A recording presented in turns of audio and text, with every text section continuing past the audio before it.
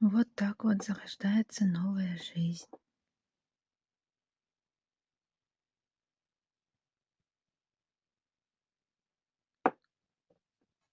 У меня растет в чашечке, в которой раньше пили кофе. Потом она треснула. Вот. Проклеила здесь клеем, чтобы ничего не протекало.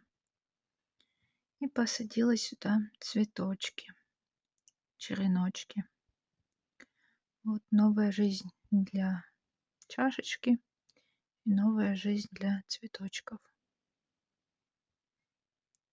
Всему найдется применение в жизни, даже если немножко сломано или что-то очень маленькое. Так тоже можно держаться нам всем друг за друга и помогать. Помогать кому-то расти, а кому-то продолжать жить.